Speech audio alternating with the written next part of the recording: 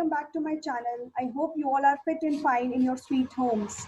In the previous videos, we discussed about the relevancy of facts till section 16. If you haven't watched those videos, the link is in the description box. Please go through them so that you can have a better understanding of the relevancy of facts. In today's video, we are going to discuss about one of the major topics, or you can say one of the essential topics of Indian Evidence Act, that is admission. So let's begin with admissions. Admission generally means a prior statement by adverse party which can be admitted into evidence. That means it is just a prior statement by one of the parties regarding the fact and issue or the relevant fact. Admissible, that is, admissions are admissible in civil cases as well as in criminal cases. Admissions are relevant fact but not conclusive proof. What are all these? We are going to discuss in the entire video today, but this is just the general idea of the admission. Before proceeding to section 17, let me give you a quick brief about what admissions actually are. These are basically the statements which are given by either of the party to the suit or a criminal trial. So these are related to the major fact and issue or the relevant fact. These can be self-harming statements or self-serving statements. But remember, once a party has admitted a certain fact, these admissions, or we can say that admission of the party is not the conclusive proof, but yes, those are relevant facts, but those are not at all sufficient or we can say a sole decision maker of the case. Let's proceed with section 17. What section 17 says? This gives a definition of admission. I have broken it into several parts. Admission is first statement. That statement can either be oral or documentary, or it can be in electronic form. Then that statement is made by persons specified under this act, which is there in section 18. And those statements are made under the circumstances mentioned in the act. So basically, the definition of admission under section 17 deals with other sections of the admission also. It says it is a statement which can either be oral or a documentary statement or in electronic form made by the persons which are specified under this act under the circumstances mentioned in the act. And one of the important ingredients of admission is that the statement has to suggest some inference relating to fact and issue or the relevant fact. That means any statement which suggests or which infers regarding the fact and issue or the principal act and can be made by persons who are mentioned in this act, and it can be oral, documentary or in electronic form. Let me explain you with an example. Like A is charged for causing death of B by pistol. He admits the fact, that is A admits the fact that he purchased the pistol. Please understand, here he only said that I purchased the pistol. This statement becomes an admission to the extent that he has purchased the pistol, because this suggests the inference that he might be guilty of murder. Though this is not the conclusive proof that he has murdered B, but yes, that this suggests the inference that he might be guilty of murder, unless of course he proved that he purchased the pistol for some innocent purpose. So in this example, his statement is sufficient to make it a relevant fact that he purchased the pistol. Now, if he says, I have purchased the pistol, it can be for two reasons. First, he has purchased it for any innocent purpose, any other purpose other than murder, or second, he has purchased that pistol to murder B. So this becomes the relevant fact, but this is not the conclusive proof of the main fact that he has caused the death of B. Another important ingredient of admission is it must be very clear and unambiguous. Vague admissions are not at all admissible. For an admission to be admissible or it to become relevant, it has to be very clear and unambiguous. And yes, another important thing, admission once made, it need not be proved. This is known as the principle of waiver of proof. Let me explain you with this example, this waiver of proof. Example is A sues B for the recovery of loan. B must have taken some loan from A and now A has sued B for the recovery of that loan. Here, the entry in account books of B recording the fact of the loan or his statement that he does owe the money is an admission on this part of his liability. Please understand, here B has not stated anything, B has not made any statement that he owes the money to A, but here it's just the account book of B has the statement mentioned in it, the fact about the fact of the loan or the statement that B owes money. So this statement, though, is not the conclusive proof, but yes, this becomes a relevant admission because this is an admission on the part of B regarding that loan. Hence, once the statement is made, then there is absolutely no requirement of further proof of the fact of loan. Loan fact is resolved here because this statement itself says that B might have taken loan from A. That's why it is recorded in the accounts book. But yes, this is not the conclusive proof. Here the principle of waiver of proof applies because the statement is already sufficiently showing that B owes money to A. Next, this section doesn't talk about whether admission can be self-harming or self-serving. So we can say that admission can either be self-harming or self-serving statements because this section nowhere mentions that admission has to be self-harming. Self-harming means statements which are against one's own self, and self-serving statements, statements which favors one's own self. Self-harming statements are not required to be proved because generally, it is always presumed that a person will not state anything which is against his own self. So if a person is making such kind of statement in the court regarding any case, then it is to be taken from there that such self-harming statements are not required to be proved. And self-serving statements can be proved, but under the exceptions laid down under section 21, which we are going to discuss today. So this fact is clear. Self-harming statements not required to be proved. Self-serving statements can be proved under the exceptions laid down in section 21. Now, what are the kinds of admissions? First, formal or judicial admissions. Formal or judicial admissions are those admissions which are made as part of proceedings so that it can be recorded in the file. Admissions are those statements which are made in the court of law so that those statements can become part of the file or can be recorded in the file and becomes a very important evidence. Second is informal or casual admissions. Now, informal or casual admissions are not made in the court but are occurred in the ordinary course of life or ordinary course of business. Statements or admissions made to a friend or a relative or a family member, these are the informal or casual admissions, whereas admissions which are made in the court of law and which gets recorded in the file are all formal or judicial admissions. As we have discussed, admissions can be oral or written. Oral admissions are the bare statements, verbal statements, and can be proved by either party to whom it was made or someone who heard it being made. Now, if A has made certain statements or made certain admissions in front of B, then B can prove such statement because A has made those statements directly to B.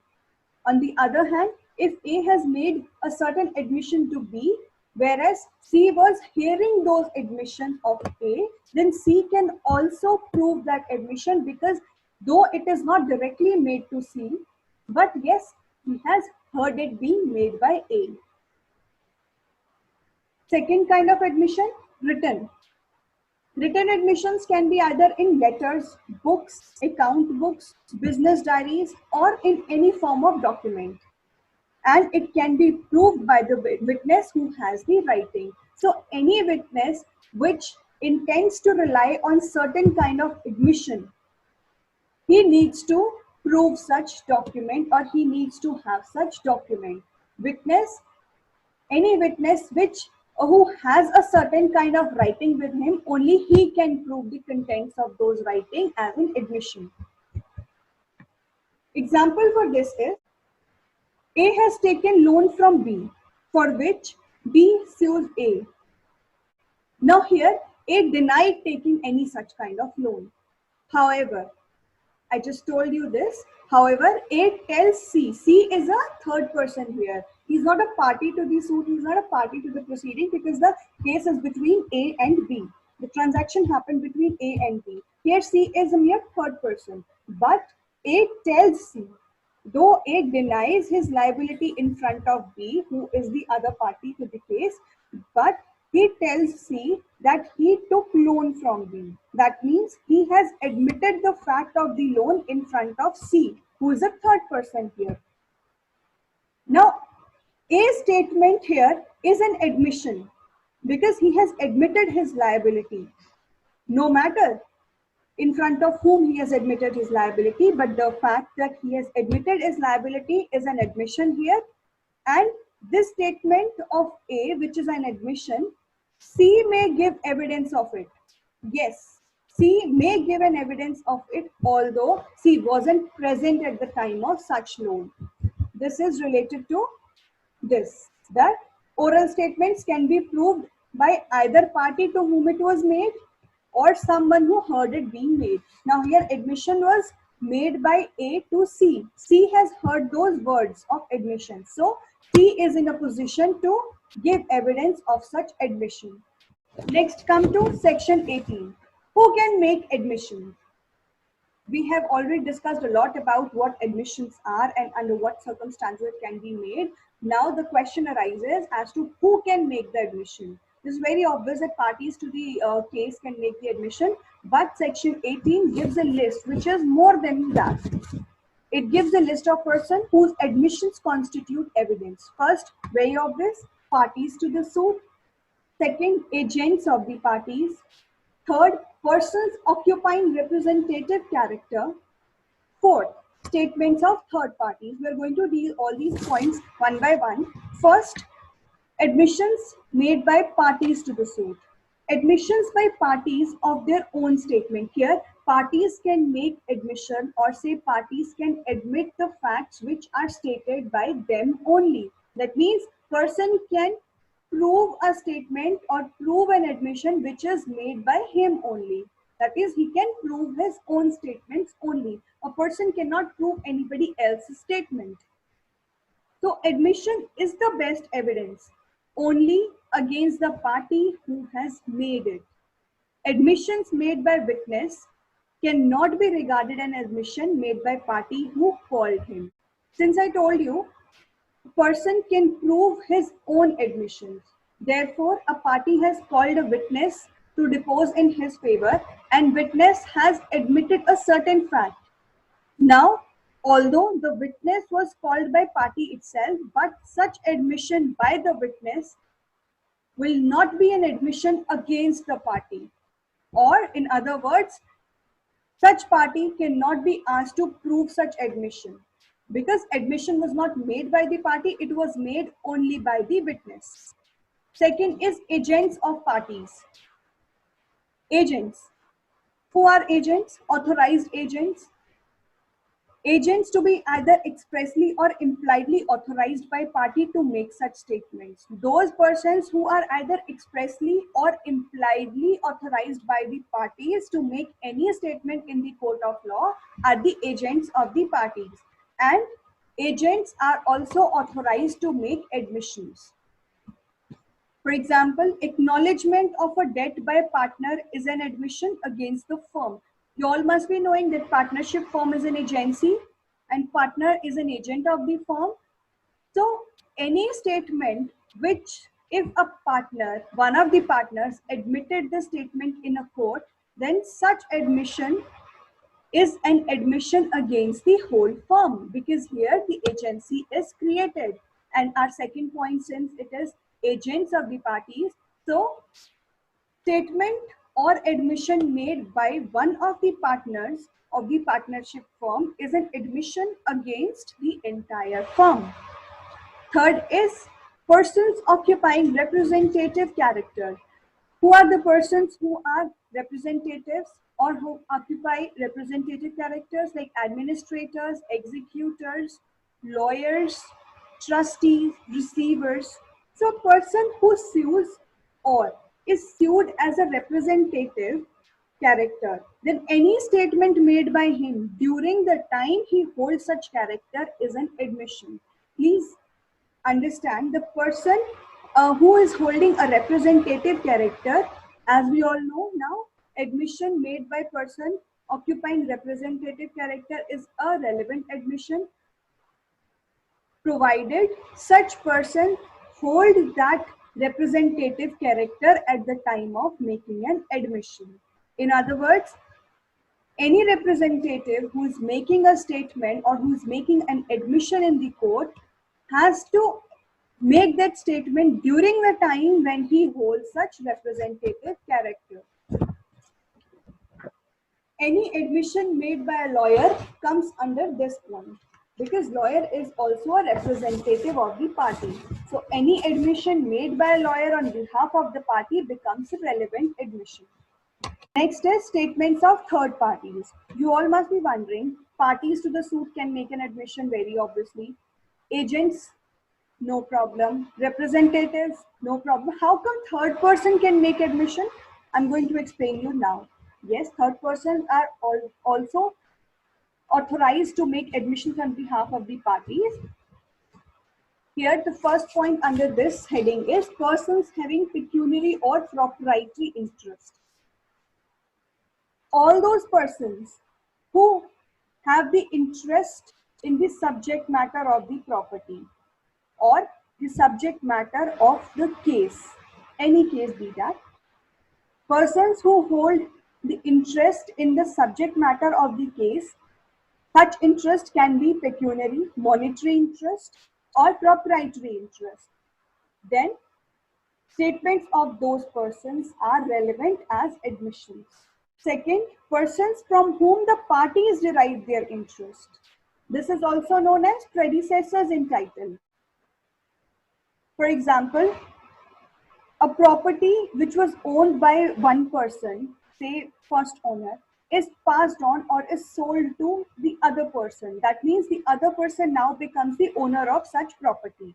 Any statement made by the first owner in relation to such property becomes the relevant fact here. So here in this example, any statement which is made by the former owner of property is relevant against the present owner because the present owner has derived interest from the previous owner. So the statement of previous owner becomes relevant under this section.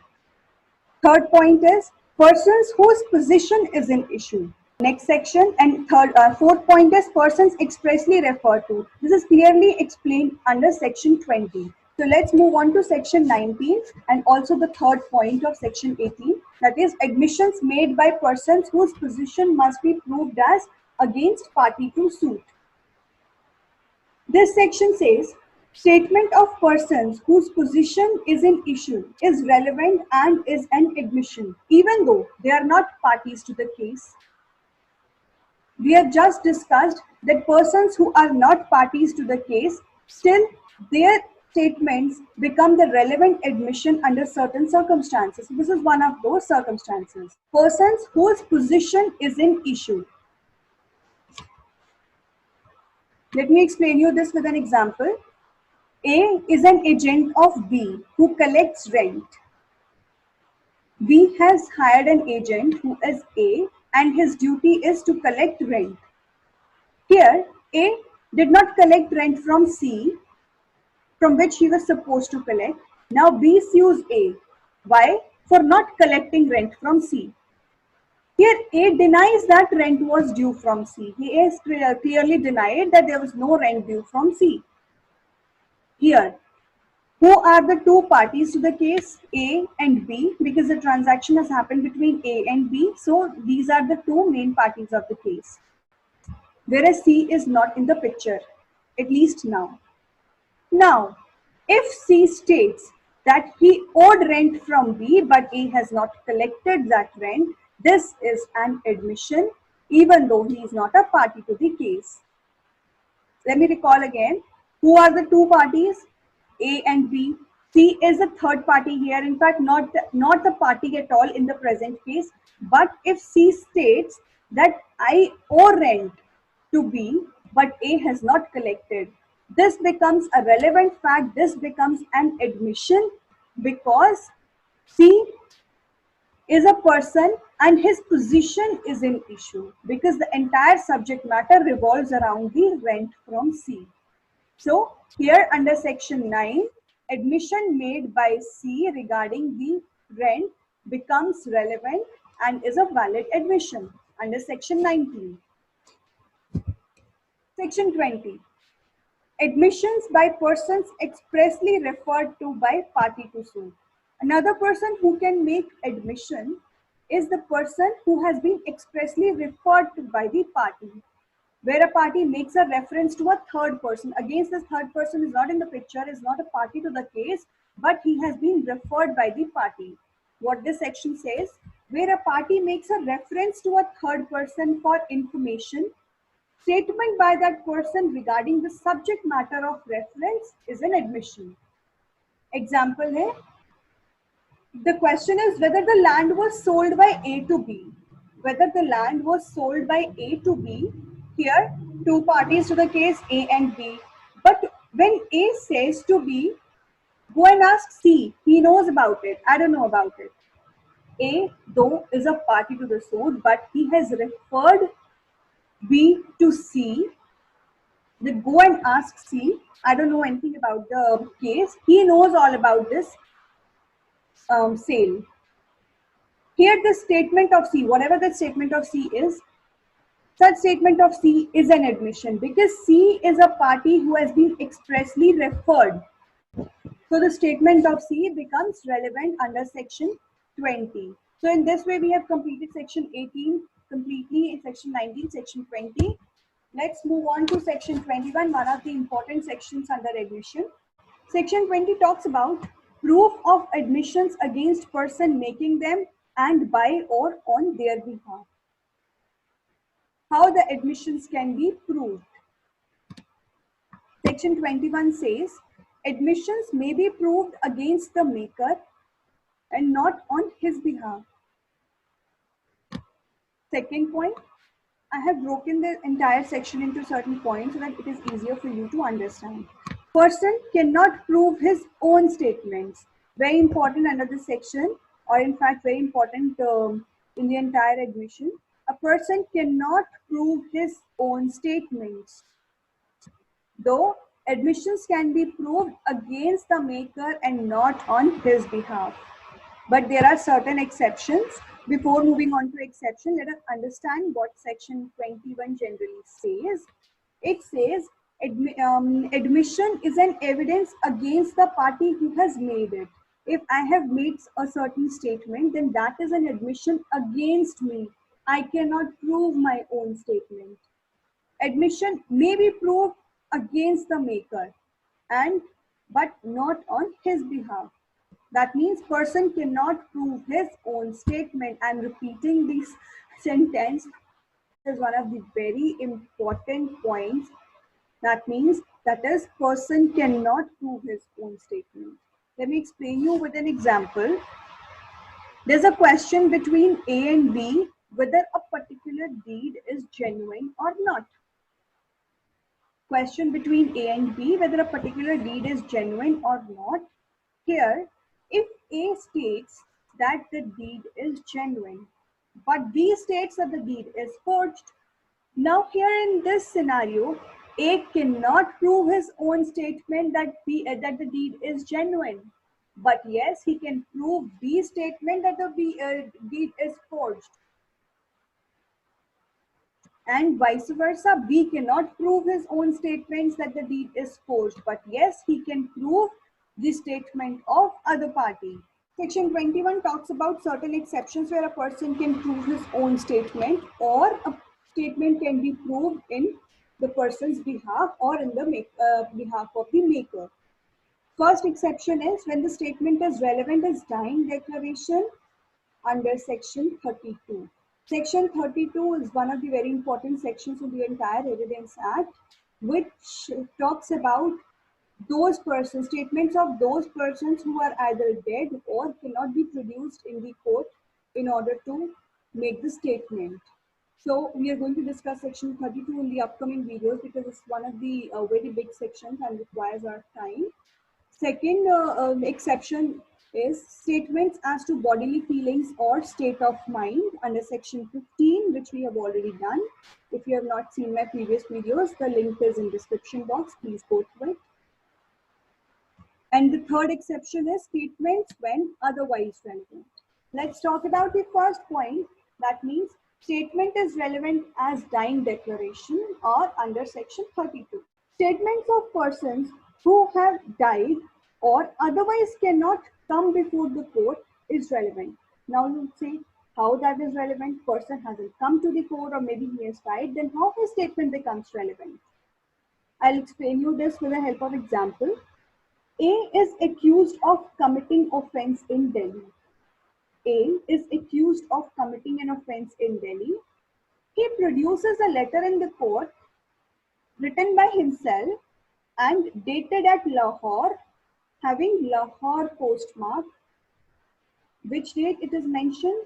Date of the offense and having the Lahore postmark. That date. This is a relevant letter as the letter is admissible because if A were dead, it would be admissible under section 32. If A were dead, then it becomes very relevant because this is the only thing which gives the evidence that A was not present at the time of murder. In fact, he was present somewhere else. How it is to be proved? This letter states, because this letter is written in under the handwriting of A and has the date mentioned as that of an offense, and it has one of the very essential things, the Lahore postmark, which authenticates that letter. So this is a very relevant fact under section 21, and this is an exception, and this exception under section 21, this is one of the modes of proof of admission against the person making them. Next is statements as to bodily feelings or state of mind under section 15. We have already talked about section 15 in the previous video. Let me refresh that again. Person can prove his statement if it tells about his state of mind or his bodily feeling. For an example, if the question is whether the act was accidental or intentional, if the question is whether the act was accidental or intentional, then any statement that show how the person or how the injured got those injuries can be proved by himself. This is the exception of the fact that person cannot prove his own statement. Under this exception, the injured person can prove his own injuries as to how he has got those injuries. Third third exception is facts when otherwise relevant. Party may prove his own statement when it is otherwise relevant. First point under section 6, we've already done it. That is, section 6 comes into the picture here, where facts which form part of same transactions. Under them, statement can be proved by the maker. Second is under section 8. That means statements showing conduct of parties. In that case, the maker of the statement can prove his own case. And yes, section 32 that we have already talked about. Next come to section 22. When oral admissions as to contents of documents are relevant. Before proceeding to this section, let me tell you one general rule that oral admission as to contents of documents are not relevant. That means regarding the contents of documents, oral admission cannot be given. But this section talks about the exception. Here it says oral admissions are relevant if it is given only two conditions under which oral admissions regarding the contents of documents become relevant. First condition is when the question is whether a document is genuine or forged. When in any case, the question is regarding the authenticity of the document. So in that case, oral admissions are relevant. That means they become relevant in order to prove the authenticity of the document. That is whether the document is genuine or document is forged. Second condition is the party can prove when oral admissions are relevant if the party can prove that he is entitled to give secondary evidence. Very simple. If a party has secondary evidence, though it does not have any original document, but yes, if the party has a secondary evidence, what secondary evidence is? Carbon copy of the original document or attested copy, Xerox copy, all these are secondary evidence. So if the party has one of those secondary evidences of the original document, then also it can give the oral admissions regarding the contents of documents. But apart from these two conditions, oral admissions regarding the contents of documents are not at all relevant. Section 22A. What does Section 22A says? When oral admission as to contents of electronic records are admissible. In the previous section, that is in Section 22, oral admission regarding the contents of documents. Here, oral admission regarding the contents of electronic records. Here, oral admissions regarding the contents of electronic records are admissible if the authenticity or genuineness of electronic record is in question. As simple as that. Section 23. Admissions in civil cases when relevant, as it is apparent from the section that it applies to civil cases. So this tells about when admissions are relevant in civil cases and when admissions are not relevant in civil cases. So this section says in civil cases, admission is relevant except in the following conditions. That means admission is relevant. Generally, it is relevant in civil cases, but there are certain exceptions where admissions are not relevant in civil cases. And those exceptions are if admission is made upon the condition that evidence of it is not to be given, or if parties agreed together that evidence of it should not be given. Let me explain you point-wise here. Whenever a person makes any admission without prejudice word is there. If he has made any admission without prejudice, that is under the condition that its evidence shall not be given. That means it shall not be given against the maker. I am making a certain admission to you without prejudice, then that means I'm giving you this, I'm making this admission under the condition that this statement will not be used against me. So here it cannot be proved against him. Condition is there, without prejudice is there, so that statement cannot be proved against him. This is basically done to encourage the parties to settle their disputes amicably and to avoid litigation. Normally, this section 23 comes into play when the parties have a dispute which they want to settle by negotiation. So they give admission, so they admit certain facts against in front of each other without the intervention of the court, under the condition that these admissions will not be proved against us, and let's settle this matter amicably. Because if that is used against it, then obviously no person would admit such fact. And if the parties agreed, I've all told you, there's a mutual agreement between the parties that whatever admission I will be making or you will be making, let's not make this admission against each other. Explanation, this section has one explanation also. Admissions made to lawyer, which he can be compelled to disclose under section 126 is relevant, even if it is made upon the condition that it is not to be used. When we do section 126, I'll explain you about this section, but let me tell you some brief things about this 126 section. It deals about professional communication. That means it talks about that any statement which is made by client to lawyer is completely a professional statement, and nobody or say lawyer can be compelled to disclose those statements, but that section deals with certain exceptions where a lawyer can be compelled to disclose those communications which have happened between him and his client.